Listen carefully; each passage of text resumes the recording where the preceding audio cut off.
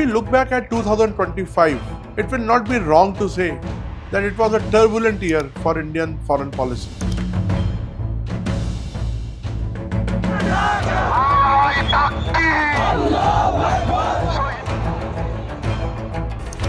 This year was eventful and challenging, marked by diplomatic strain, security flashpoints,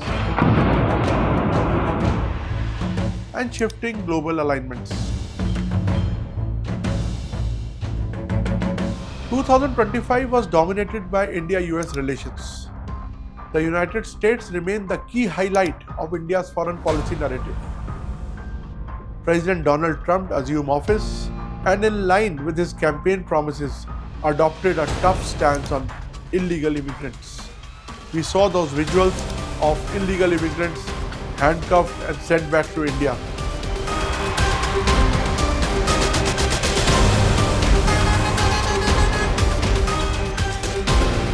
That created a lot of strain between India and United States.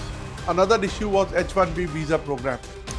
Trade relations between India and US also deteriorated further after the US imposed 50% tariff on Indian goods. Washington levied additional 25% tariff on India because of India's continuing purchase of Russian oil.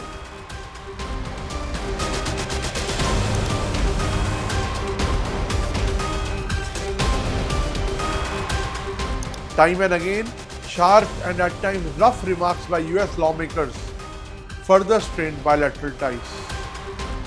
The unfairness of this has definitely created a very strong backlash in India, and the accompanying insults, both by Mr. Trump's own language in his statements and tweets, and subsequently the extremely offensive statements by his advisor, Mr. Navarro, those have certainly got a lot of backs up in New Delhi and across the country. What added to New Delhi's concern was the growing proximity between President Trump and Pakistan leadership. Army Chief Asim Munir and Pakistan's Prime Minister Shahbaz Sharif continuous trips to White House caught Indian policymakers by surprise. So much for the democracy, so much only army chief to be called by an American president for lunch. So much for the democracy and so much for, being a democratic country and supporting the democratic structures. So Pakistan Army is the only army in the world which has never won a war. Only army in the world after Second World War which had 93,000 surrenders. For Indian foreign policy, 2025 was also a period of global leadership role. In a significant diplomatic milestone, Prime Minister Narendra Modi co-chaired a global AI summit with French President Macron, reinforcing India's role as a key voice in emerging technology governance. I think we have a very good alignment between the vision from France and the vision from India, that AI needs to be useful for our people, our users, our citizens, and therefore I'm very interested in any use cases in agriculture, in commerce, in education, and in healthcare. India once again demonstrated its role as a first responder following the devastating earthquake in Myanmar. New Delhi launched Operation Dhamma, delivering humanitarian assistance to thousands affected.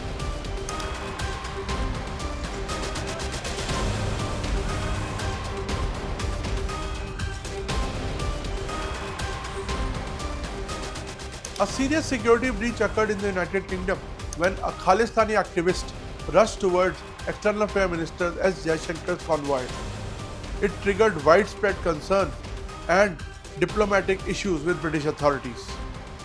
Another major development in 2025 was the reset of India's engagement with Afghanistan. While India has not officially recognized the Taliban regime, it restored the status of technical mission in Kabul to that of Embassy of India in Afghanistan. Experts say this move is driven largely by security and counter-terrorism considerations, with India keen to prevent Afghan territory from being used by terror groups targeting Indian interests. Things have changed. That's the reason why things have changed. I'm reminded of a phrase, my enemy's enemy is my friend. So this is realpolitik. It doesn't mean that we share a common ideology or common principles. Far from that. But where in mutual interest we can work together, Afghanistan and India. And mind you, the people of Afghanistan, I mean, I remember when I was head of division, there were a lot of surveys, Pew, Gallup, etc. India was the most favored partner for Afghanistan. This move has clearly upset Pakistan. India also faced diplomatic pressure on its eastern front. Bangladesh International Crime Tribunal convicted former Prime Minister Sheikh Hasina. Hasina is taking refuge in Delhi ever since her ouster last year. Subsequently, the caretaker government in Dhaka formally sought her extradition from India. At the same time, killing of activist Sharif Usman Hadi sparked massive protests across Bangladesh. Minorities were targeted and killed. It added pressure on India to send Sheikh Hasina back. However, India has not indicated any such move as of now, and the whole legal process will be followed.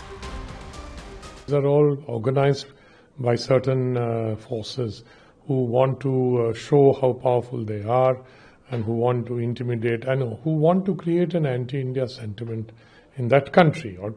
The sentiment is already there to some extent, but what they are trying to do is to make it bigger, and because their intention is perhaps to scuttle the elections so that they can continue to exercise this kind of mob power. The terror attack in Pahalgam shook the entire nation.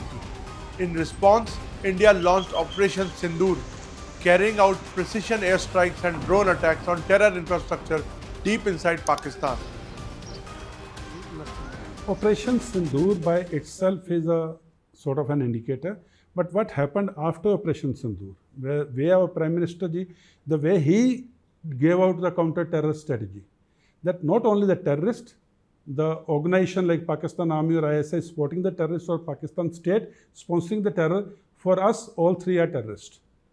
And we'll deal with them as we deal with any terrorist. And Operation Sindoor continues. And Operation Sindoor continues. Former US President Trump repeatedly claimed that he had intervened to prevent war between India and Pakistan. However, India firmly rejected these claims, making it clear that no third-party mediation took place.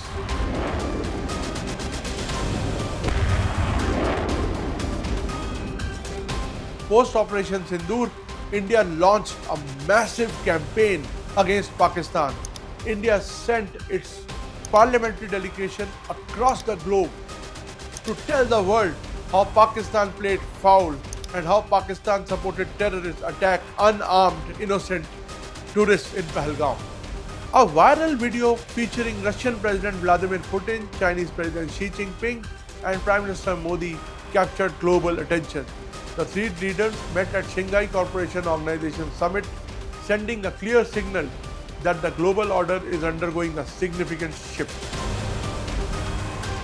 India-China relations also showed cautious signs of easing, with increased ground-level interaction along the border, suggesting tentative steps towards stability.